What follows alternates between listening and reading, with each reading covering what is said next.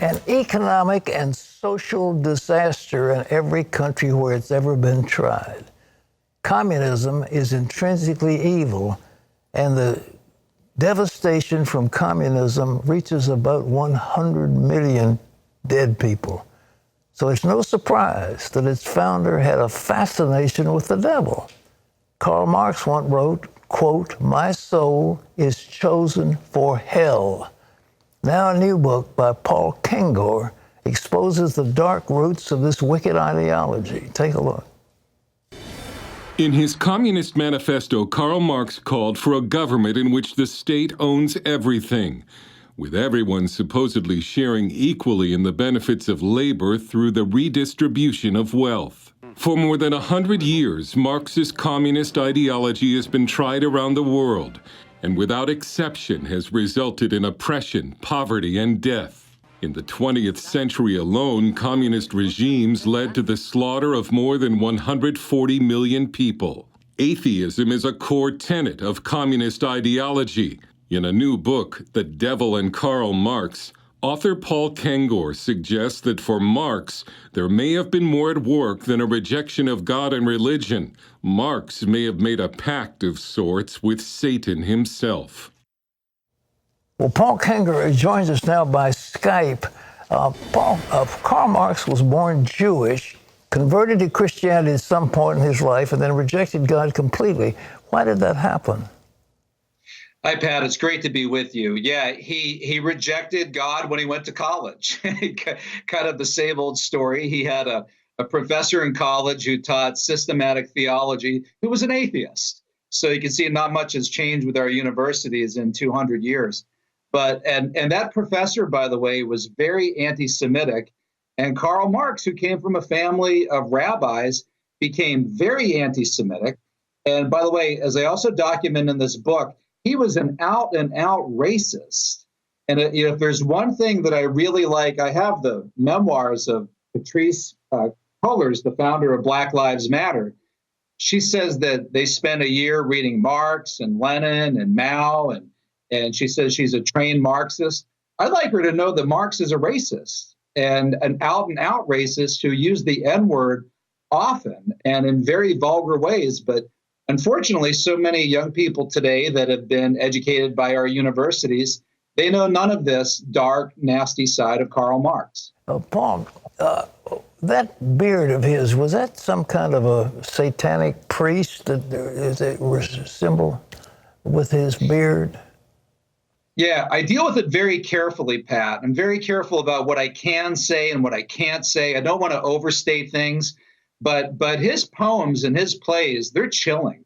I mean, that line that you quoted, that's from an 1837 poem. And he says, "Thus heaven I forfeited, I know it full well. My soul, once true to God, is chosen for hell." And I also open up the book with another poem where he says, you see this sword, this blood dark sword, which stabs unerringly within thy soul. The Prince of Darkness sold it to me. And his poems, his plays, he writes about suicide pacts, pacts with the devil, destruction, despair. And I think this is really chilling, Pat. Two of Marx's daughters committed suicide in suicide pacts with their husbands. They took poison. Marx in his poems writes about suicide pacts and pale maidens who kill themselves by taking poison. By the way, one of the suicide pacts was a son-in-law who was from Cuba. And so in Marx's view, that meant that he had part N-word blood. He was partly Negro, as Marx put it. So Marx called him Negrillo, or the gorilla.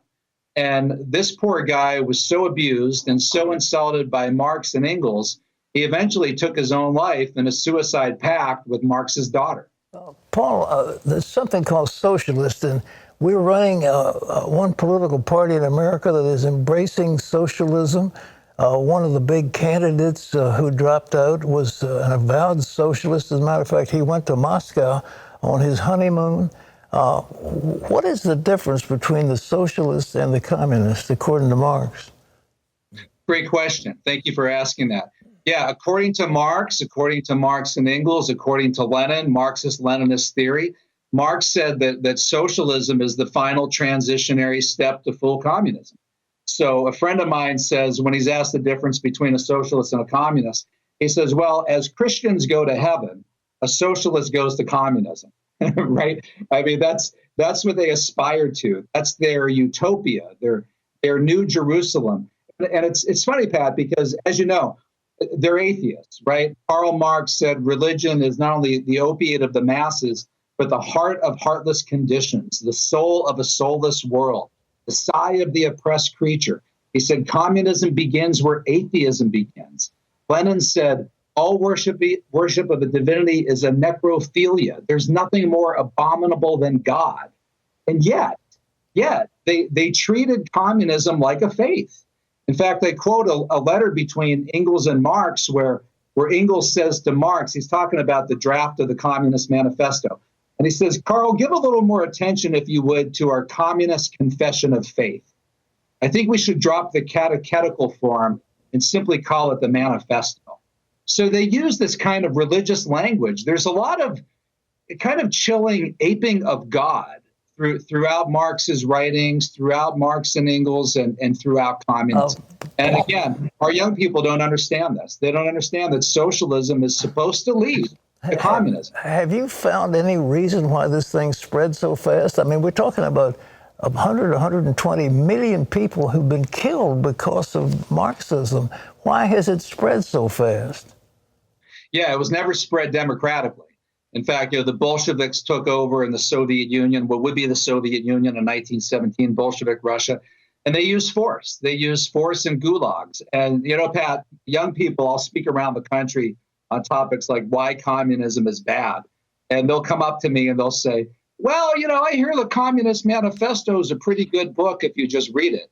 And I'll say, why don't you read it and then come back and tell me that? There's a line in there. The entire communist program may be summed up in the single sentence, abolition of private property. And as soon as you hear that, I mean, you talk about going against biblical law, natural law, God's commandments, the Old Testament, the New Testament.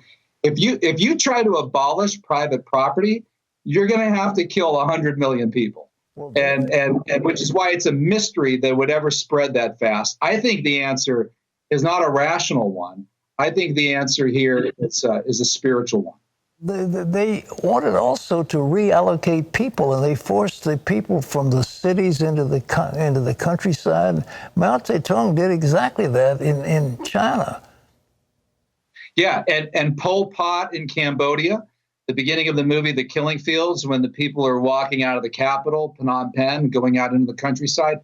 And Pat, that's actually point 6 in the 10-point plan of the Communist Manifesto, where Marx and Engels write about a more equitable distribution of the population across the countryside. It's right out of the book. They wanted to not only redistribute your property, they wanted to redistribute you.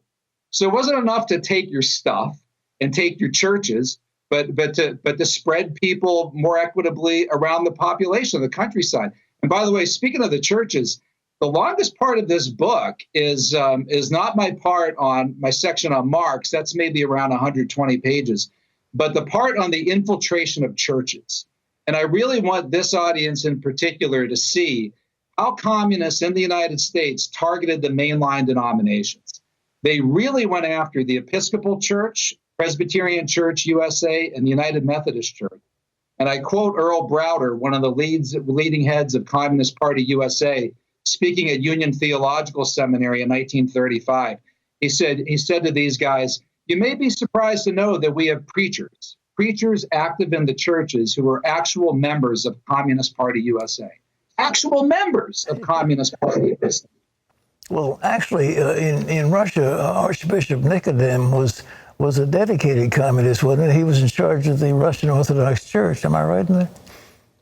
The Russian Orthodox Church was so co-opted by the Soviet government that they were forced to comply. And in fact, they really became, I want to be careful how I say this because there are so many good people in the Russian Orthodox Church who resisted this. But they eventually came to a point almost of accommodation where I guess they felt that in order to survive and hold any services whatsoever, even with official KGB church watchers sitting in the pews, that they had to simply accommodate and get along. But yeah, that was heavily penetrated, the Russian Orthodox Church.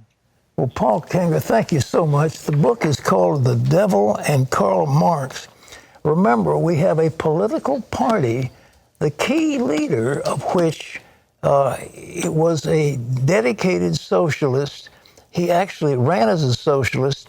He was from Vermont. He and his wife had their honeymoon in Russia because they embraced communism. And they were one of the key factors in one of the major political parties in the United States of America. The one thing we don't want is socialism. And the nice thing about the Hispanics in America is they have seen the devastation that's resulted in Cuba, in Nicaragua, in Venezuela, with communism. And they don't want it here in America. And that's one of the reasons they're voting for Mr. Trump, because they don't embrace the socialism that is coming about from leaders in the Democratic Party. But this book is called The Devil and Karl Marx. Interesting book, and it's available wherever books